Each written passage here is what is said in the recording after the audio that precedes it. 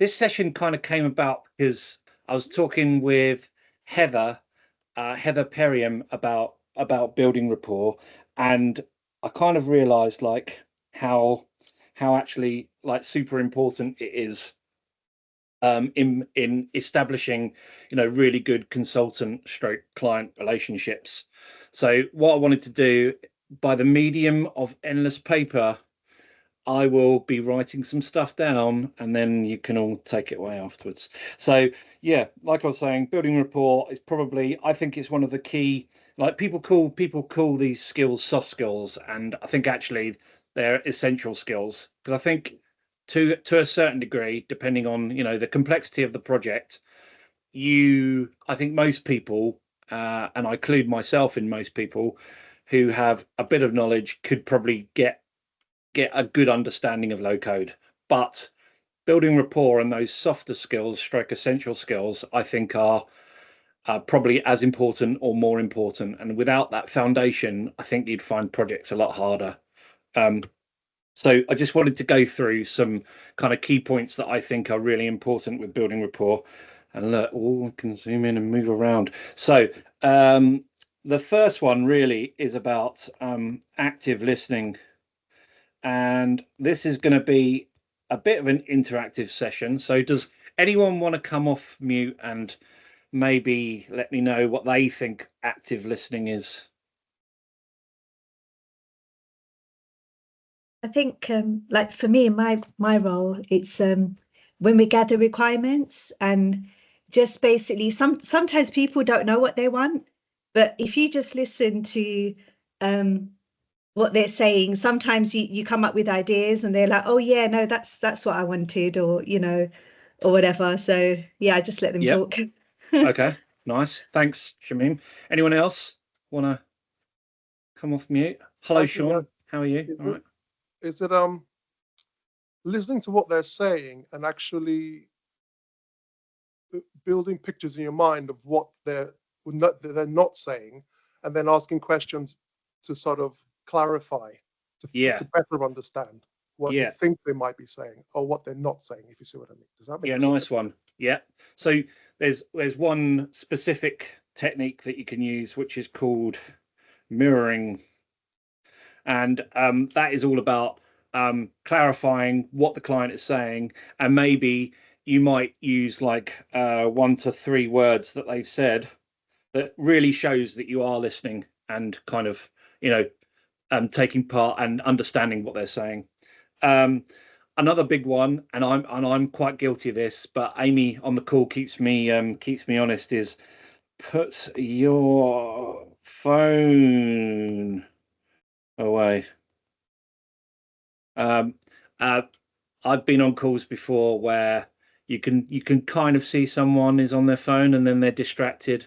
I think that's a major one, especially if you're running a workshop. If you're running a workshop and someone sees you doing that, you're gonna, that building rapport is gonna shrink. Anyone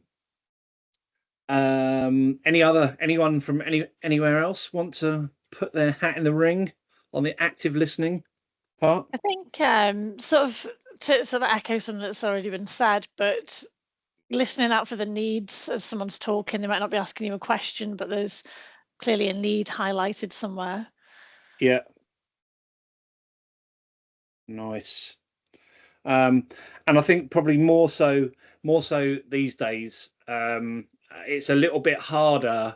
It's a little bit harder to do, to kind of look at body language, because a lot of this is remote. But if you were in person, then I think how you are interacting in the conversation is quite important. So, if I'm really involved in something, I tend to kind of lean forward in the conversation, and I kind of really make myself look like that I am leaning forward with intent, kind of thing. Think. Oh no, hold on. Got to try them. Use the eraser. There we go. It works. So, John, I wanted to add something. Yeah. Well.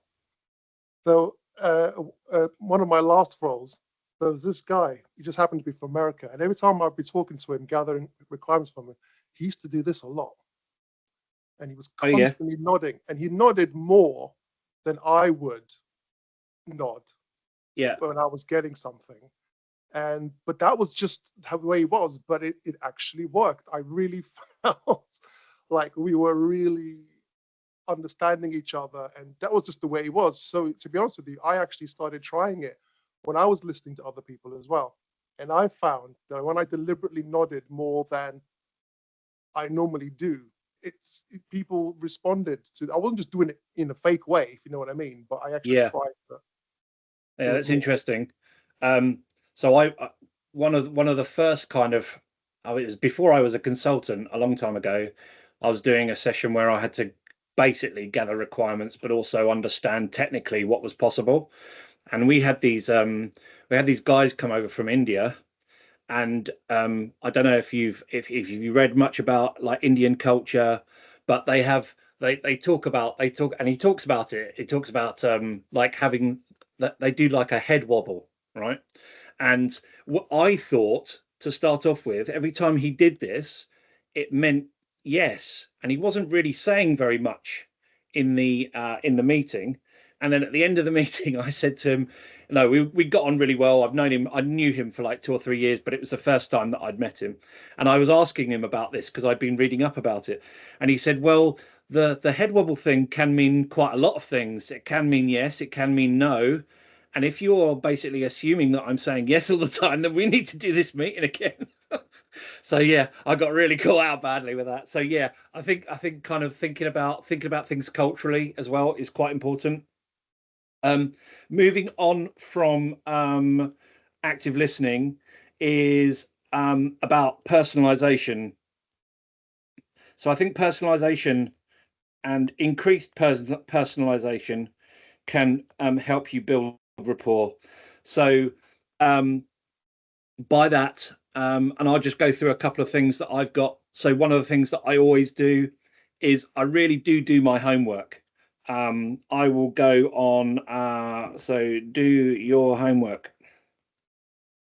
So for example, at the moment, I've been looking at a POC for a electricity UK power networks company, and I wanted to kind of understand why they want to do what they're doing, and a lot of that was down to Storm Arwen, which happened I think last year, and the government has basically said to these UK electricity providers that they need to be much more thorough in their incident recording and incident reporting, and that they're not doing enough basically. So this is where this kind of POC was coming from, but kind of understanding the context will help you think about what is really important to the client, which will help personalize your approach and also help build rapport as well.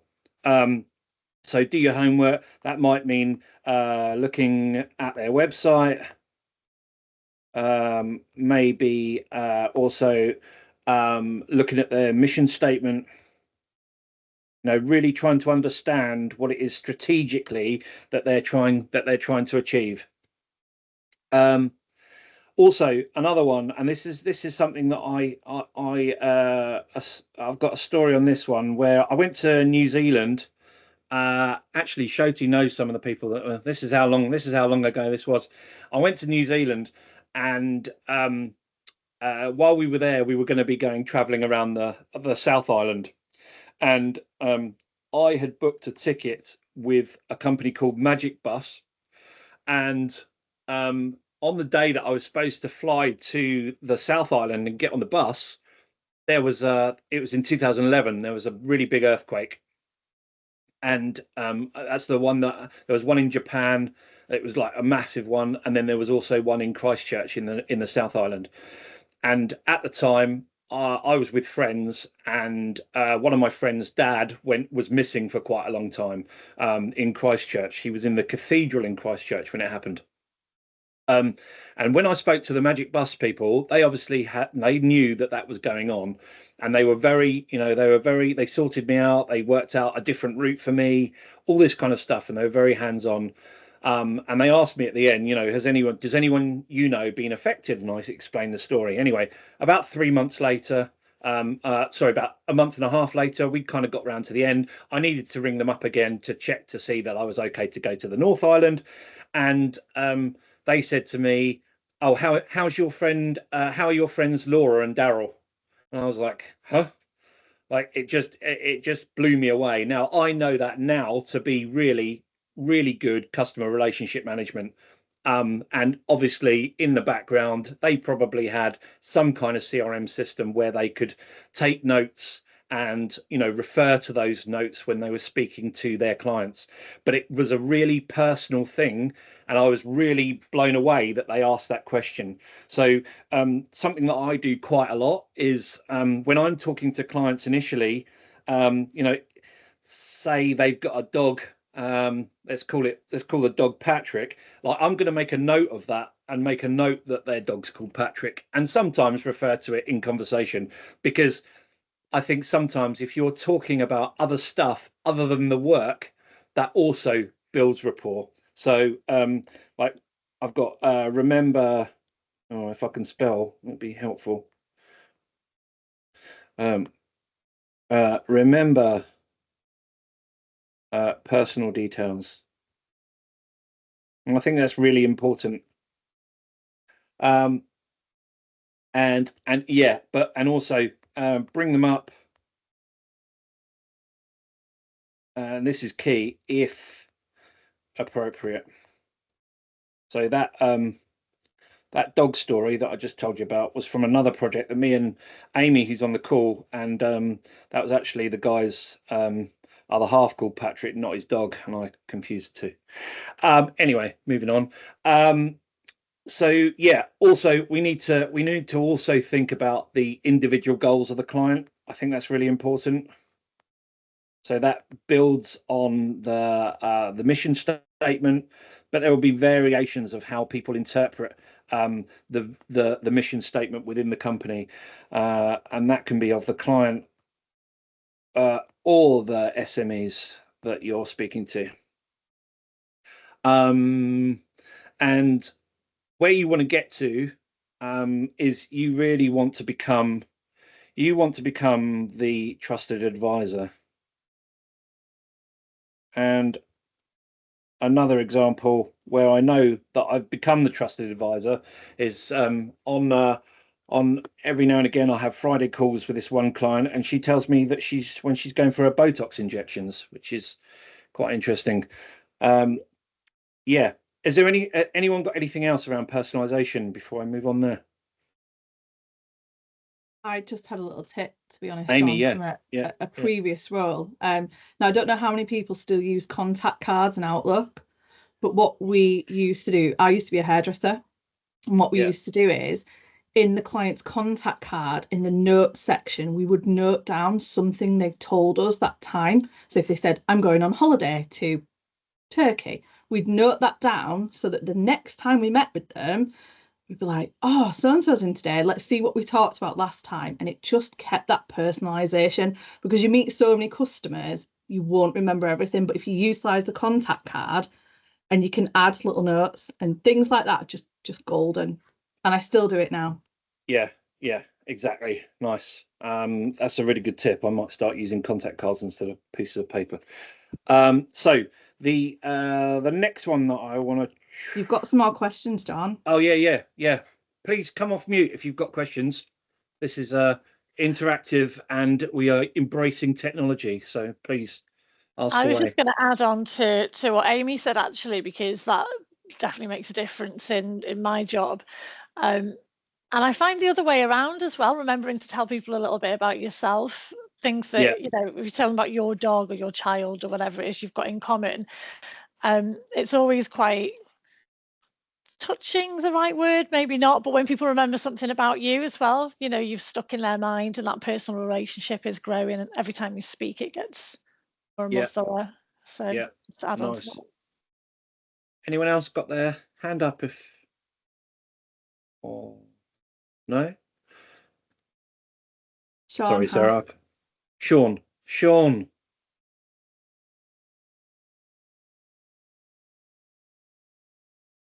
No? I think Sean's frozen. He's... Oh, Sean. He's Sean's, in the US. Sean's got problems with his California, internet. they've got some connection issues. Okay, so the next part I want to talk on or think about is consistency and transparency. Now this is a big one for me, and I think a lot of this comes back to life experience for me. Like I'm kind of honest to a fault, probably. Maybe some people might say that I'm a bit too honest, but I think I'm fine with that.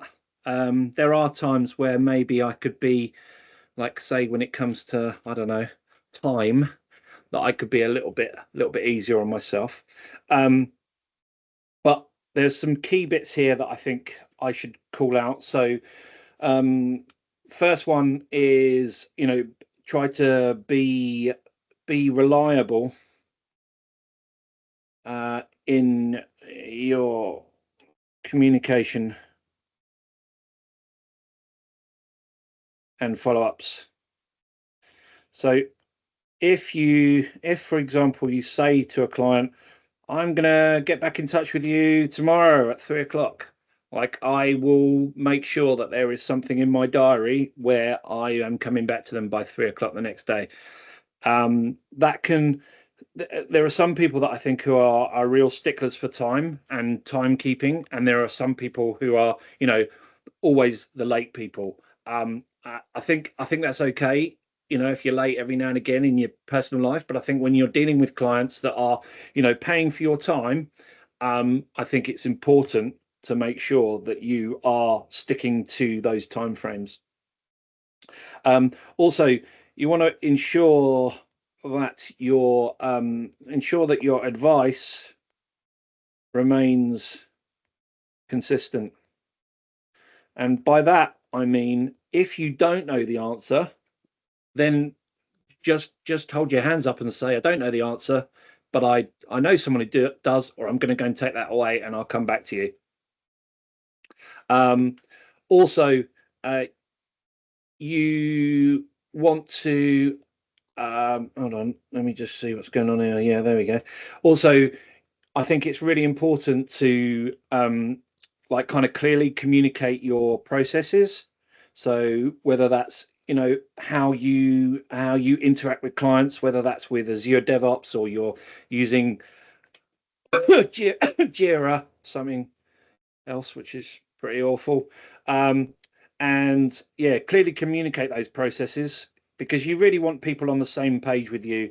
And yeah, clearly communicate processes, expectations, and again, this can be two-way: your expectations, their expectations. Being on time for meetings, making sure that the client is available when there's an escalation, etc. And yeah, and that rolls into that, any potential challenges. Now, what I am starting to notice is I don't often write on a piece of paper, and it definitely shows. So sorry about that. Also, and this kind of touches back onto that: be reliable in your communications. You should really, like, establish a regular cadence of meetings or touch points. Whether that is like a regular stand-up, or maybe sprint planning or sprint retrospectives, etc. Communicating that cadence and when they're going to be is also important.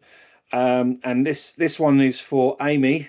Raise risks early.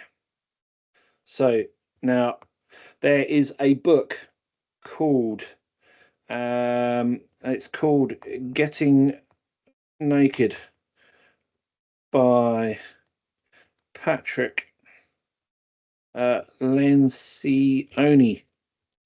And that book, if you are wanting to get into consultancy, or you are in consultancy and you want to read an amazing book, and I'm not talking about pornography here, you should read this book. This book is ridiculous. It's basically about a consultant who is in a bigger consultancy, and they're taking over a smaller consultancy, and he goes over and he understands their processes, and it's really all about basically being honest, and being brutally honest, and also not making assumptions, and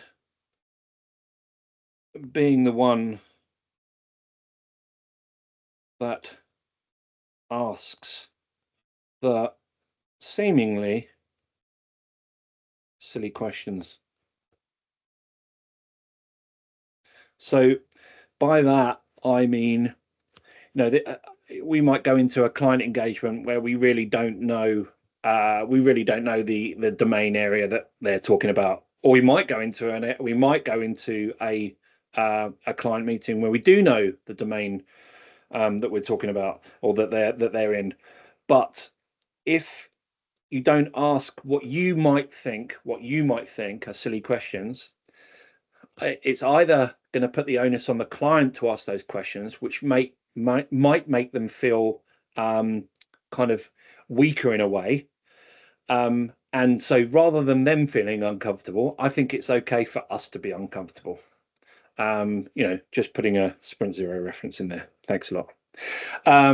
Never get too far away from that.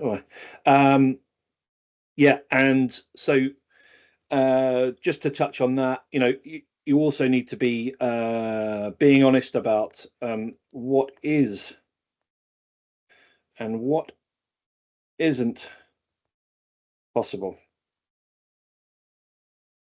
And if you're not sure, you need to go and find out before you communicate that. Okay, has anyone got anything before I move over from consistency and transparency? By all means, come off mute if you want to, or if you don't want to. It's okay. I was just thinking, as you were talking about that, it's really important. And I know back in earlier days of me doing this, particularly being surrounded by techies, I was absolutely terrified of them all, and would probably nod and make out I knew what they were talking about when I didn't. And I can imagine you can get to a point where you feel maybe under pressure in a meeting if you feel a little bit like you don't understand what someone's talking about. But it's important to keep going until you understand. Does that make sense? Yeah. Don't blag it, if you know what I mean. yes, and you're just going to get caught out if you do that. Yeah. So yeah. The next big one, and probably my favorite, is the old empathy. Now, this means a lot of different things to a lot of different people. Does anyone want to kind of come off mute and maybe say what they think this means in relationship to building rapport? I have an example recently. One of my clients was under pressure because two of her members of her team had left the company, and she was basically carrying them. And I could see the strain on her face when she was. We had a meeting about her requirements, but I could see that she just wasn't in the right headspace. So I said to her, I'll build something, just to show you. But I made sure that I knew what her taste was. Like, she's quite alternate type person. So I made I create dashboards and things that I thought would be to her taste, and it really cheered her up. But I don't know if that's what you were kind of referring to, but that's something that popped into my head when you were talking about this. Yeah, so I had one kind of similar thing in the last couple of days. I've been working with this client for quite a long time, most of this year, and a lady had come back from holiday, and I could tell just by looking at her face that she wasn't very happy.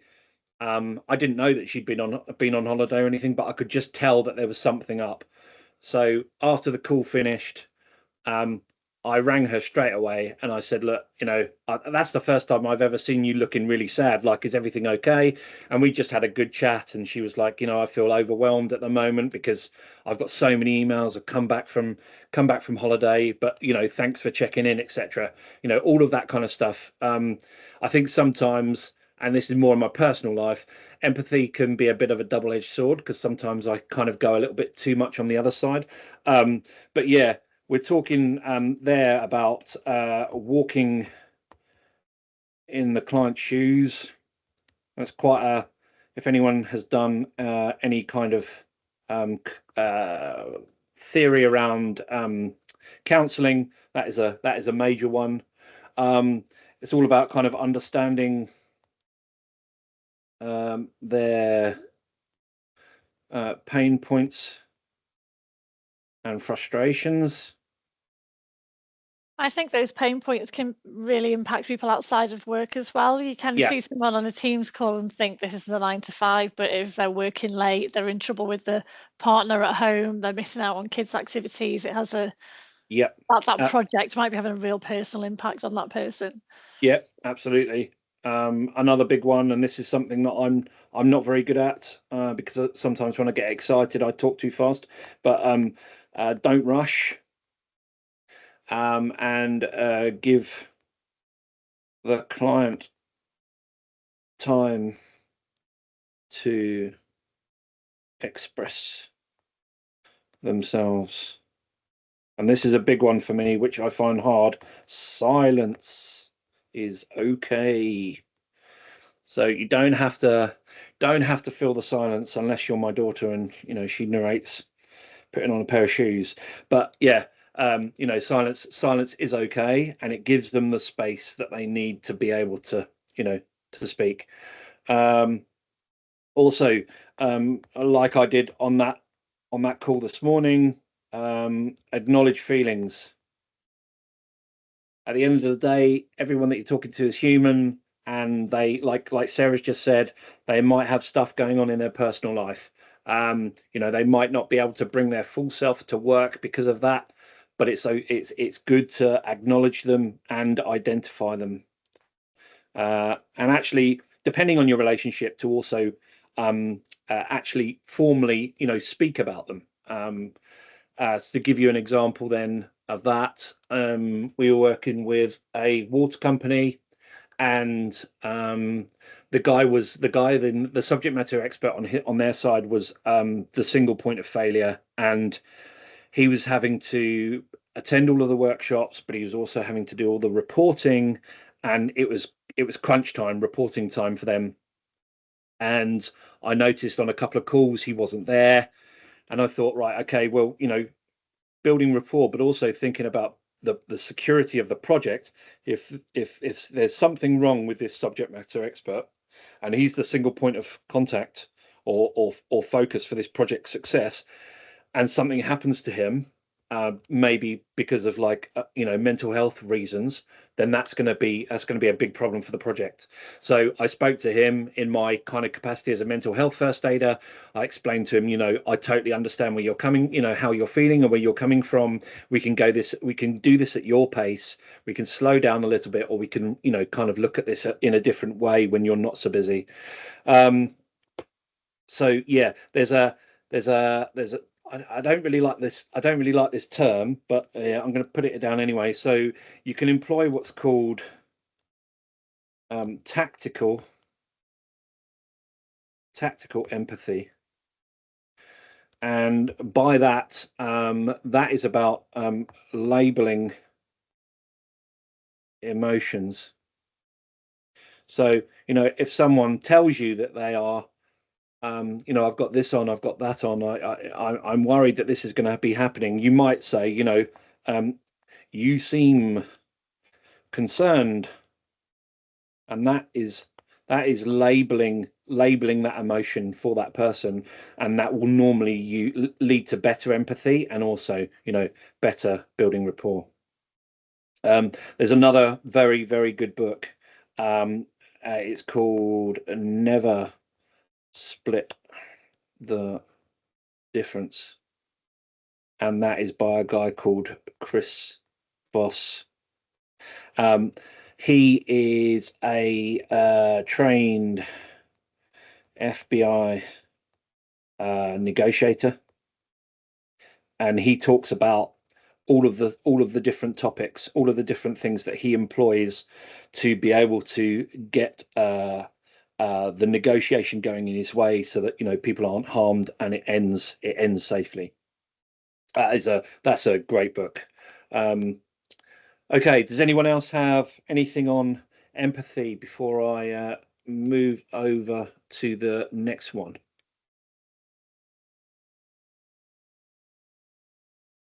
No, nothing specific on empathy, but I think I've got a comment I wanted to add regarding general building rapport. Yeah, okay. No, go for it. Go for it. We may have mentioned it, kind of linked to doing your homework, is speaking the client's language. There might be acronyms or special terms or phrases that they use in the industry. And what I've always found is that whilst I'm kind of researching the client, if they are specific acronyms and specific ways that they talk about things, I try and express myself using the same way. And I think sometimes that helps me come across to the client as understanding where they're coming from and being in their world, as opposed to being an outsider who's just kind of listening to them. Yeah, nice. Yeah, I think also depending on what client you're dealing with, some have so many acronyms, and it's also a good place. It's also a good practice to have, like we have like a shared whiteboard, and we'll put acronyms in there so that everyone understands stuff. Because we have acronyms like SAL, statement of work, or I can't think of any other acronyms right now, but yeah, there are lots, and it's good to kind of like make sure that you're on the same page. The next bit that I have is on feedback. And this is actually the last bit that I've got, and I think this is probably one of the key areas that I think sometimes is missed, and one of them is, you've really got to encourage feedback. And I'm gonna give you another book as well, but you're gonna have lots of reading to do after this. But there is you really want to be practicing something called a radical candor. Now, I am not going to get this exactly right, but basically, radical candor is all about attitude and I think it's honesty or something like that, but I might have got that wrong. And basically, radical candor is up here, but you've also got obnoxious. Obnoxious. I can't remember the word. Basically, you just don't want to be this guy or this person. And then you've got ruinous empathy. Now, the idea about, I can't remember what this one is, sorry about that, but the idea is that you want to be practicing this. So to do that, you need to build relationships, but they really need to be personal relationships for you to really understand what the person is about. Okay. And once you've got those relationships, you're then able to be honest, but truly honest.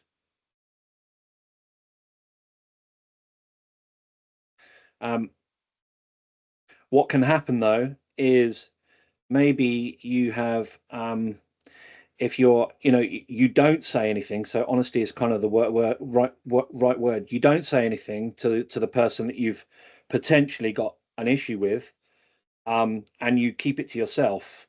Now that is ruinous empathy, because you're keeping the feedback to yourself.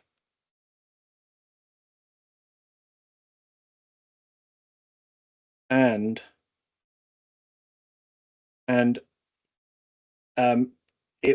it basically just doubles down on the problem,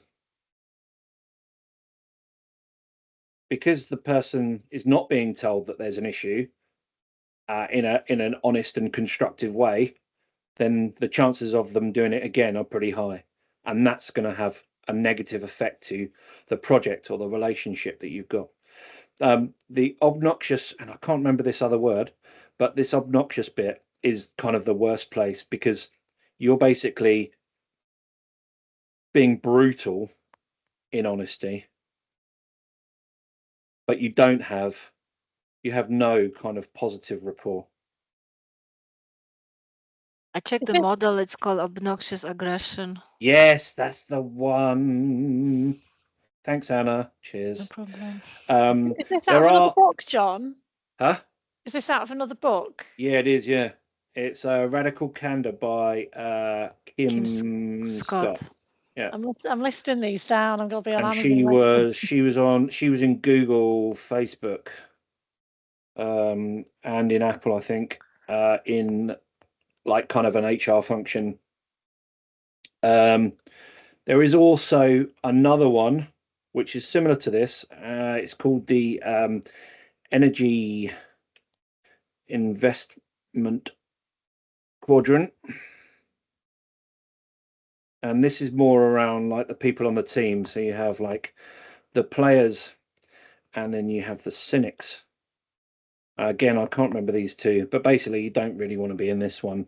And if you're in this one, then you've got to watch out for burnout, because these people will excel in everything that they're doing, but they might not realize that they are kind of close to burnout. So you need to look after them. Going back to, we went on for a bit of a tangent there, but going back to feedback, once you've got feedback, then you need to process it and you need to action it, which is very important.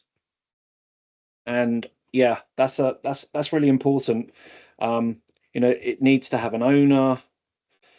It needs to have, some kind of date on when it's going to be completed or when it's going to be actioned, etc.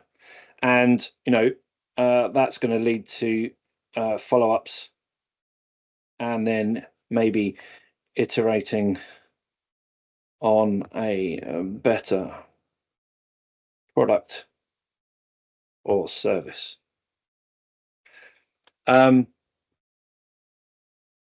think that is about it for this crazy thing. But I'll send this over to Sarah. Has anyone got any questions before I stop and show something else? No? No Okay. questions. I really like that style, actually. It's the first time we've had a VRT like that. All right, thanks. And it's nice following, as a consultant like yourself, it's really nice kind of seeing the process that you go through. I can relate to a lot of that, and seeing you write it down, it's like, oh, it's either reassuring or it's giving you ideas to some of the things I could put into what I do. So yeah, no, just thanks for that. I like it. Nice. Okay, so I'll stop that for now. So that's going to disappear.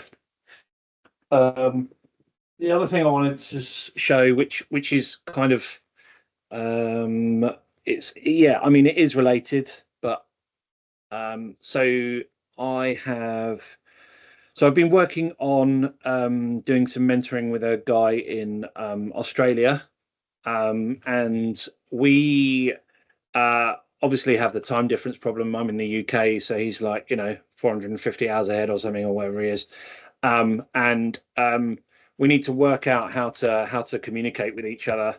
So first of all, this application is amazing. Loom, if you've ever heard of it, you can basically do asynchronous meetings. So I'll quite often record something for him and send it over to him. It's amazing. But what that led me, and Sean, if you're on the call, Sean kind of alluded to this idea in some. He does a Architects Accelerator course that I'm on at the moment, and there was a bit there where he was using ChatGPT to help kind of do this part of the course. So I then I do have a ChatGPT subscription. I've created some like custom GPTs, and I've shared those with people. There's one that my wife uses for work to help her create nursery policies. But there's also like this one here, Rapport Builder. And what I wanted to do was Cam, who's the guy that Cameron, who I'm mentoring. He wanted to have a way of doing more technical stuff, really. So the way that I've worked those before is that I speak to the mentee and ask them what they're kind of passionate in, and then he said, "Oh yeah, I'm interested in like adventure touring and four-wheel drive and stuff like this." So I came up with this originally. So hello, and I've told the ChatGPT via a prompt that it is a adventure world and tracking four-wheel drive tour company, and when it's speaking to me, I am the consultant and that's the client. So it goes off, and it's, you know, uses a bit of my humor and tells me different things that it's got a problem with. So I thought, first of all, right, this is good if you've got a ChatGPT Plus subscription. There is a change to that in a bit, but I'll tell you about that in a minute. So how, and also it's quite specific. It's about adventure touring, and you know, there's going to be lots of people that like that, but there's also going to be lots of people that's not really their passion. And I think if you're trying to get people to build something technically in low code, starting them with something that they're passionate about is a pretty good start. So I then went to Rapport Builder, which is the next iteration of this, and like sometimes this works and sometimes it doesn't. So let's just see. What's your passion? Okay, I like cheese. So I am kind of telling the ChatGPT that it needs to pretend to be the client in cheese, or in cheese manufacturing, maybe. What are your problems with cheese? Let's see what he says. Yeah, there you go. So straight away, we're able to have this conversation with this custom GPT. But again, it's still a custom GPT, which you have to have a ChatGPT Plus subscription for. So instead, what I did is that I then decided it was a good idea to create a this one here. So this is a chatbot that you can download from here, and it's quite easy to use. There's some guides and stuff here, and if I go into VS Code, and I do understand the irony that I am using VS Code and talking about low code. Yeah, that's not lost on me. But if we go into here, what we can do is, and the guide's pretty good, and I know it's pretty good because I've had people kind of test it and tell me that it's working and it's all right. Yeah.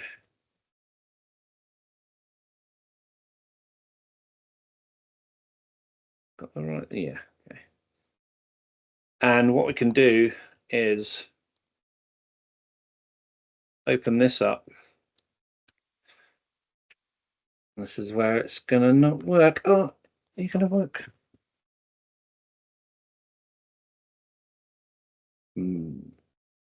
Okay. Not so good. And I'm not going to triage it on here, but effectively what you could do, oh, I know why, it's because I haven't put my API key in. But yes, with an API key from OpenAI, which is very easy to get, you can sign up here, and you still need to pay for it, but it is cheaper. And you can go to here and your profile, and then you can go to API keys, and you can create an API key, and then you put that in the code, and then you can have that have that interaction. But the idea being that, maybe you just want someone to pretend to be a client to help you or give you ideas to help you build something for your portfolio or whatever. But yeah, that's it does work if you download it from here and you stick the API key in, and you can see it here. And that's basically the same as the Rapport Builder custom GPT. Now, when I did do this, I kind of got it all working, and the day after, OpenAI said, "Oh, we're making all custom GPTs free." So yeah, thanks for that. Nice one. So yeah, don't worry about it. Just use this instead. That's basically it from me. If anyone's got any questions or any comments, or want to tell me a joke or something, that's what's so good.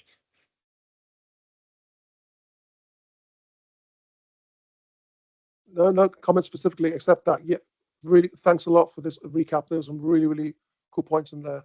One of those books I've actually got but haven't read yet. I'm actually listening to it on audiobook. It's the Never Split the Difference one. Oh yeah, it's really good. But and I also heard about that lady's book, the Candor one. Yeah. Radical Candor. So it was familiar, that quadrant, but I've heard some good things about that one. But yeah, definitely thanks a lot for recommending those books. Thanks, Shoti. Cheers, mate. Thank you. Cheers. Shamim, hi. Yeah, sorry, this is going on a sidetrack a bit, but what I do is I do what you're saying, but I do it for like the company internally. But the thing is, I don't know, what is that job role called if you do, like, you do a functional consultant role, but you do it just internally for the company. So you're basically a company staff member, but you're trying to improve the processes. Because I've tried to look at other job descriptions. I don't know, what do you call that? Probably business analyst. Probably. I was going to say business analyst as well. Ah, all right. Okay. I was Yeah. always wondering. All right. Okay, thank you. That's all right. All right. Happy to help you. Job title. Oh, Lee Roberts with a haircut. How you doing, sir? He is. All right. Thanks for the session, John. Really appreciate it. Yeah, it's good to see the methodology behind the man. I know we've spent some time together, and it's really good to see that. So thanks for the session. Cheers, Lee. I told you all my secrets now. Yeah. Lee's flipping over to the dark side. Yep. He is. When are you moving, Lee? Well, I'll start changing social 1st of July. So. And Lee's going to be working for Changing Social, which is where Aaron Gums is, who used to be my manager at Quantic. Of course, you're in good hands with Aaron, though. Yeah. Aaron Sound, yeah.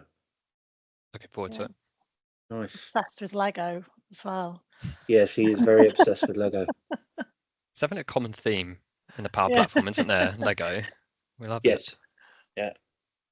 Yeah, Aaron's one that's got like cabinets around his. You see him. There's glass cabinets with all his displays.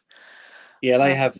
He has he has his payday tree, and he normally goes to like Legoland or some huge Lego shop and just buys everything. Fab. Well, I hope to see some of you on Thursday for the Power Pages session with Rory and Franco. So that should be interesting. Nice. Yeah. Rory's converted. He's in the process, I think. Yeah. So that'll be cool. But no, thanks again. Okay, thanks everyone. Cheers. See you later. Cheers. Bye. Bye. Cheers, everyone. Bye-bye.